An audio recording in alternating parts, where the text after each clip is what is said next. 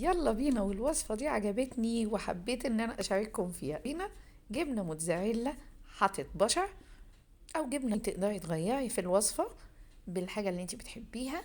وقت زبدة كده حطوها في مج الشوربة، وهحط حبة الجبنة وهجيب صدرين من الفراخ وهنقطعهم زي ما انتوا شايفين كده. تعالوا بقى، هي عملت الخلطة بايه؟ بالزبدة، قالب زبدة وفصين توم وملح وفلفل وبابريكا، وهتطحن الزبدة وتسقط فيها قطع الصدور وتسيبها بقى كده مع نفسها شوية. وهتكون في الوقت ده هتعمل ايه؟ تعالوا بقى، هي هنا عملت ايه؟ قشرت بصل وقطعته جوانح، وحطها حبة زيت او حتة سمنة على النار، سيحتهم وهتشوح فيهم البصل الجوانح دي.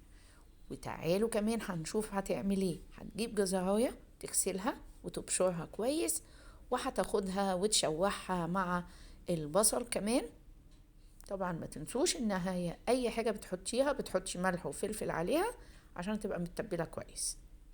يا سيدي، شفتوا لسه بقول لكم على الملح والفلفل. تعالوا بقى كمان شوفوا هتعمل ايه. هنا حطيت بقى حبة بصل وجزر على الجبنة من تحت، وجايبة الفلفل الرومي ومقطعاه طرنشات، وهتاخد قطعة من الفلفل وتحطها عليهم. كل ده بترتب المج بتاع الفراخ.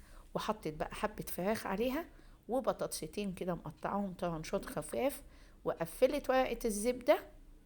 وبصوا بتقلبها، طبعا بتكرر الموضوع ده في كل الكمية اللي عندها، وبعد كده بتدخلهم الفرن لحد ما يستووا. في الوقت ده بتجهز طبق السلطة بتاعها، بصلاية وطماطماية. قطع الطماطم نفس تقطيعة البصل من الخيار، شايفين الخيار وتقطيعه؟